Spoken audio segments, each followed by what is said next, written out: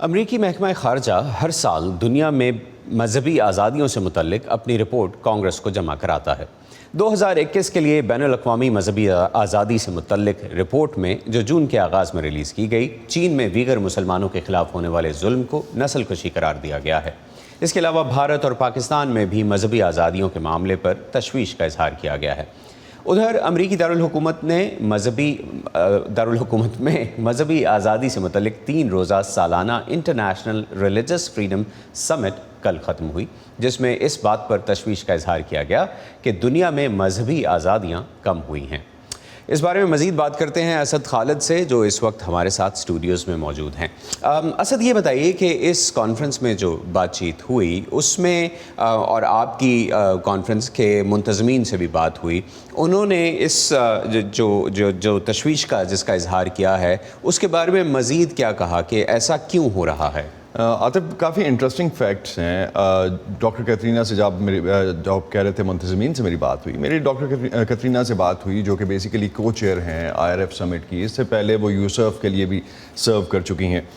اور اوورال اگر ہم اسٹیٹ ڈپارٹمنٹ کے اعداد و شمار دیکھتے ہیں یا باقی جو ریلیجس فاؤنڈیشنز کی طرف سے جو اعداد و شمار جمع کیے گئے ہیں، اس کے مطابق 2/3 بہت کنزرویٹو اگر ہم جاتے ہیں تو 2/3 دنیا کی جو آبادی ہے وہ ایسے ممالک میں رہتی ہے جہاں پہ مذہبی آزادیاں جو ہیں وہ ٹارنشڈ ہیں۔ پاکستان اور بھارت کے بارے میں کیا بات؟ پاکستان اور بھارت بھی اسی لسٹ میں آتے ہیں۔ چین اگر سب سے پہلے نمبر پہ آتا ہے، میانمار، اور بھارت دوسرے نمبر پہ، اور پاکستان بھی اسی کیٹیگری میں جاتا ہے۔ تو اس حوالے سے میری ڈاکٹر کیترینہ سے بات ہوئی تو ان کا کہنا یہ تھا کہ بھارت میں جو سچویشن ہے اور جو پاکستان میں سچویشن ہے وہ دونوں پہ کنسرن ضرور ہیں، لیکن بھارت جو ہے وہ ٹیکنیکلی اگر ہم ڈیموکریٹکلی دیکھتے ہیں تو ایک long run like we have a history جو کہ انڈیا کے ہمیں بیک گراؤنڈ میں نظر آتی ہے، جس کی وجہ سے یہاں تک وہ پہنچے ہیں، اور اب چیزیں جو ہیں وہ خراب ہونا شاید شروع ہوئی ہیں۔ لیکن اگر ہم پاکستان کو دیکھتے ہیں تو پاکستان میں سچویشن تھوڑی سی ڈفرینٹ ہے اس سے، لیکن again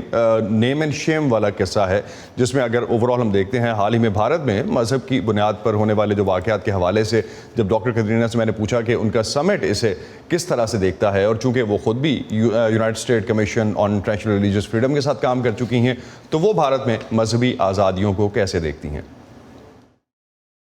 When it comes to protection of religious freedom, India is not really acting. جب مذہبی آزادی کے تحفظ کی بات آتی ہے تو بھارت واقعی حقیقی جمہوریت کی طرح کام نہیں کر رہا۔ ہم وہاں انتہا پسند قوم پرستی میں پریشان کن حد تک اضافہ دیکھ رہے ہیں۔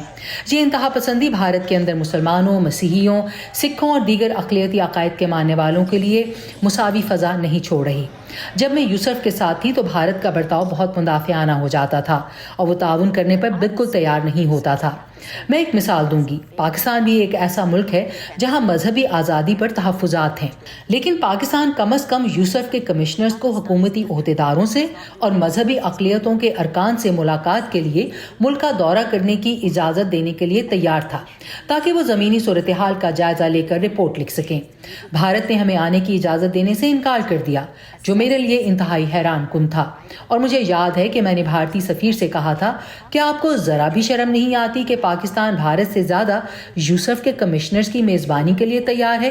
لیکن میرا خیال ہے کہ بھارت کا اس موضوع پر مدافعانہ رویہ اختیار کرنا ہی اس بات کا پول کھولتا ہے کہ انہیں معلوم ہے کہ وہ اپنی بین الاقوامی ذمہ داریاں پوری نہیں کر رہے۔ اسد، اس کانفرنس میں کوئی حل بھی تجویز کیا گیا ان مسائل کا؟ ڈاکٹر کیترینہ نے اس بارے میں کچھ کہا؟ ڈاکٹر کیترینہ نے بھی اس بارے میں بات کی، اور تھوڑی سی اگر آپ آتے مجھے اجازت دیں، اگر میں اوورال دیکھ سکوں، 1948 میں جب یونائٹڈ نیشنز بنا تو تب سے جو انڈیویجول فریڈم ہے اس میں مذہبی آزادی کو بھی ڈالا جاتا ہے کسی بھی انڈیویجول کی،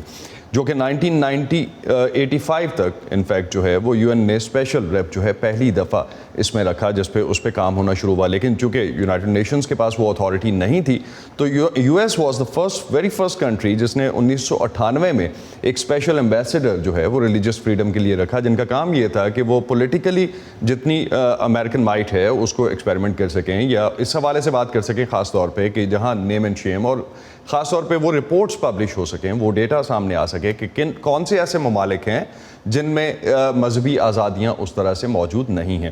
جب اسی حوالے سے میری ڈاکٹر کیترینہ سے بھی بات ہوئی تو ان کا کہنا تھا کہ ہم ایک لیوریج ہر ملک کا ڈفرینٹ ہے۔ چائنا پہ اتنا لیوریج نہیں ہے، امریکہ کا فار ایگزامپل یا انڈیا پہ اتنا لیوریج نہیں ہے جتنا چھوٹے ممالک پہ، خاص طور پہ پاکستان پہ یا شاید میانمار پہ، جس میں ابھی ہم نے دیکھا کہ مسلمانوں کی جو روہنگیا مسلمان تھے ان کی جو کلنگ ہے ان کو جینوسائڈ دیا گیا، قرار دیا گیا. تو اس کانٹیکس میں شاید بہت ایسی واضح حکمت عملی تو نہیں ہے، لیکن چونکہ یہ ریلیٹیولی ایک نیا کانسیپٹ ہے، اگر ہم دیکھیں تو تقریباً 15 سال پہلے امریکہ نے یہ پوری باڈی بنائی تھی ریلیجیس فریڈم پہ، تو جب اس پہ کام ہوتے ہوئے ہم دیکھتے ہیں تو چیزیں شاید آگے جا کے بقول ڈاکٹر کترینہ کے بہتر ہو سکتی ہیں. لیکن ابھی جو فوری طور پہ سچویشن ہے وہ تو کچھ ممالک میں، خاص طور پہ پاکستان کے حوالے سے میں نے جب ان سے پوچھا کہ پاکستان میں تو بلیسفیمی کا لا ہے،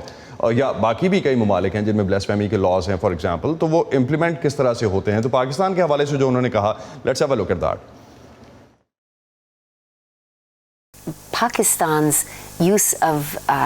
their blasphemy laws, which Pakistan کی طرف سے توہین رسالت کے قوانین کا استعمال جو دنیا میں کسی بھی قانون میں نہیں ہونا چاہیے، لیکن یہ پاکستان ہے جہاں ان قوانین کا سب سے زیادہ عملی نفاذ ہوتا ہے اور انہیں یقیناً ناپسندیدہ اقلیتوں کے خلاف اور اکثر ان سے بدلہ لینے کے لیے ایک حربے کے طور پر استعمال کیا جاتا ہے.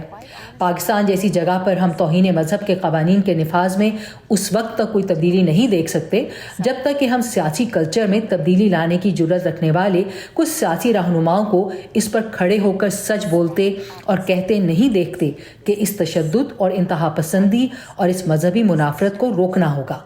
لیکن اس قسم کی انتہا پسندی بنیاد پرست انتہا پسندوں کو آکسیجن فراہم کرتی ہے، چاہے وہ اسلامی انتہا پسند ہوں چاہے وہ ہندو انتہا پسند ہوں. یہ واقعی ملکوں کی سیاست میں ایک کینسر کی طرح ہے اور اسے روکنے سے دونوں ممالک کو فائدہ ہوگا.